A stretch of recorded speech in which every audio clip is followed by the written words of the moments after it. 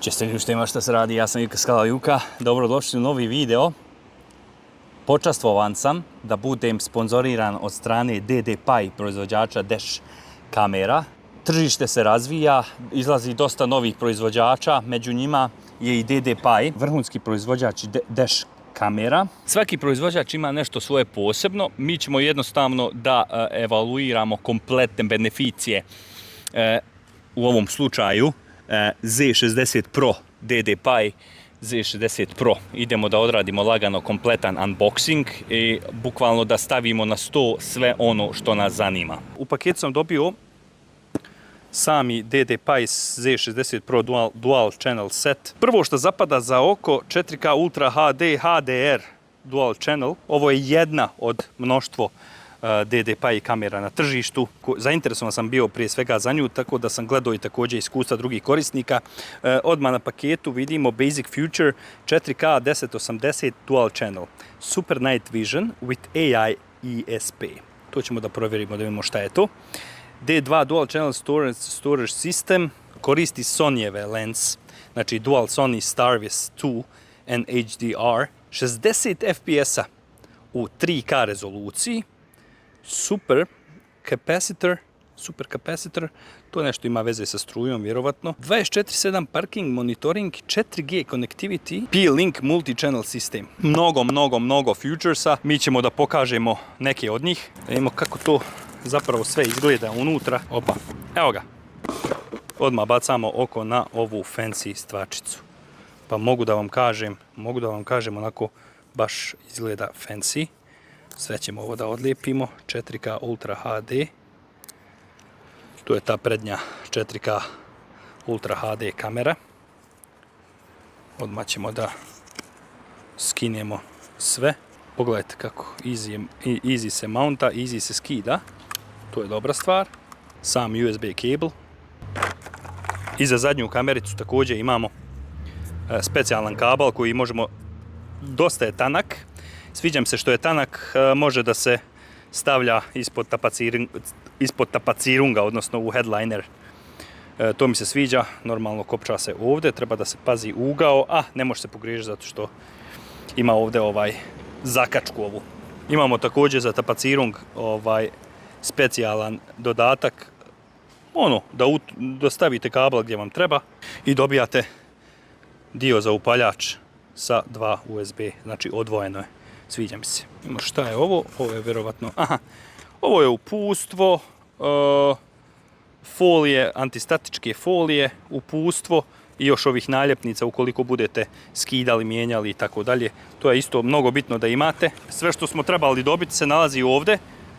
Međutim, ajde da vidimo šta se nalazi u ovoj kućištu, kutiji. Ovo su specijalni još dodaci, kablovi, razni kablovi, produžni kablovi itd.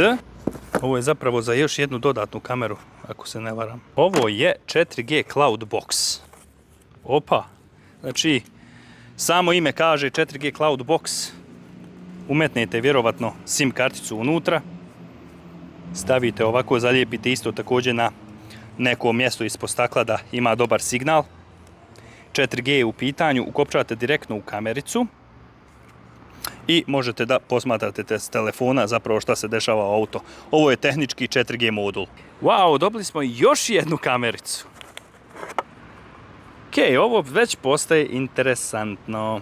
Interesantno je ovo sve. Imamo dosta kablova, imamo main. Ajde da postavimo prvo main kameru. Dobili smo i ovu neku torbicu. Šta je tu došlo? Zanima nas. Ovo je modul koji ide direktno u razvojnu kutiju ukoliko želite da bude sve bez kablova. Mi to nećemo raditi zato što piše ako želite da izbjegnete oštećenje zbog nepravilnog korištenja, preporučljivo je da ovo instalirate u profesionalnim automobilskim servisnim centrima. Tako da mi ovo nećemo sad ovdje da raspakujemo. Sad sama instalacija bi trebala da ide sasvim lagano i opušteno. Znači instalacija sasvim jednostavna. Ova kamera je main kamera, u nju ide zapravo i zadnja kamera i onda se sve snima ovdje. Znači i onda ovu kopčamo normalno na upaljač dole. To je to. Znači, bukvalno trebamo ovu ovdje postaviti, onu tamo iza i instalacija je sasvim, kako bi rekao, easy. Elektrostatični stiker. To je to. Onda možemo skinemo i da je uturimo kako treba. Postavili smo onako, pokušali smo sakriti koliko smo mogli, smo pokušali gore da sakrijemo kablove, normalno. Vidite, iza imamo prikopčanu kameru, međutim kabel nam je spao, morat ćemo ga malo ljepše sakriti. Ali svrha generalno jeste da vidimo kako generalno kamera snima. Idemo, prvi start. Z60 Pro. Hello DDPi. Morate da podesite datum i vrijeme. Idemo malo kroz same postavke kamerice. Video settings. Idemo u video settings da vidimo duration of related video. Resolution and frame rate, to možete da podesite ovdje. 4K je u 30 fps i 3K je u 60 fps. Znači 2880 puta 1620. Testirat ćemo obje, ubacit ćemo oba snimka. Video encoding, watermark settings.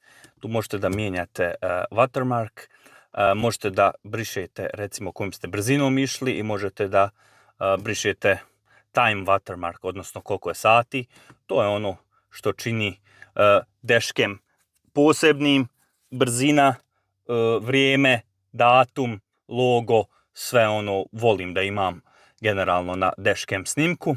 Ovdje imate razne postavke.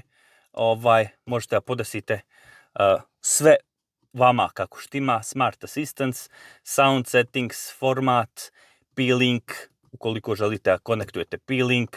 After clicking the button below this device, Z60 Pro, enter the connection status, double click the button on the body. Nisam mogao da nađem ovdje postavku da lupanje videa, odnosno lupovanje videa promijenim. Idemo u testiranje da vidimo kako zapravo snima. Evo nas u vožnji po danu, a ispred nas je snimak direktno sa DDPi Z60 Pro. Prednja kamera snima u pravom 4K na 30 sličica u sekundi, dok zadnja radi u Full HD-u. Već na prvom semaforu vidi se kako je slika čista. Tablice vozila ispred se čitaju bez problema, čak i kada je sunce direktno u kadru. Nema onog klasičnog zamućenja, kada auto krene, slika ostaje oštra i stabilna. DDPi ovdje koristi vrhunski Sony senzor i širokougaoni objektiv, što znači da imate ogroman kadar i puno detalja sa strane, a da se pritom ne gubi kvalitet. Širina snimka je idealna za hvatanje svega što se dešava i u susjednim trakama, što je bitno u slučaju bilo kakvog incidenta. Još jedna stvar koja ova kamera radi vrhunski je dinamički raspon. Pogledajte razliku između dijela kadra koji je u sjeni i dijela koji je pod jakim suncem.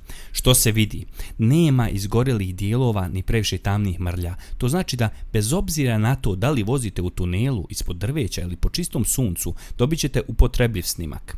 Na snimku stalno imate prikaz brzine u kmh, kao i tačan datum i vrijeme, što je od velike važnosti ako se snimak koristi kao dokaz.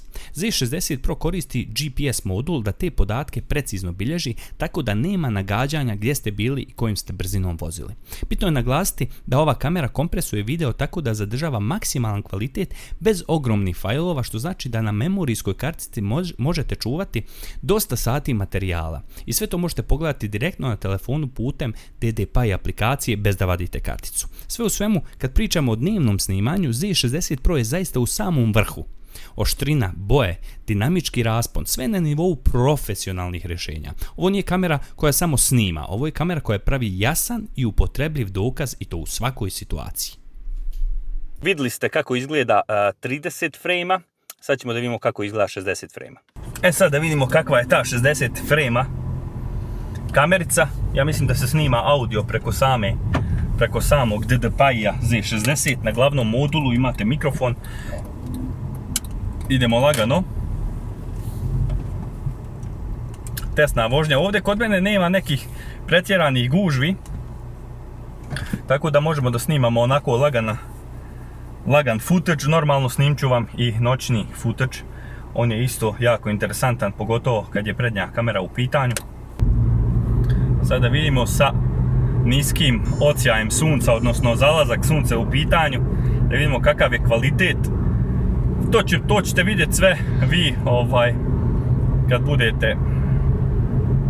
budete gledali footage, također i ja kad ga budem montirao.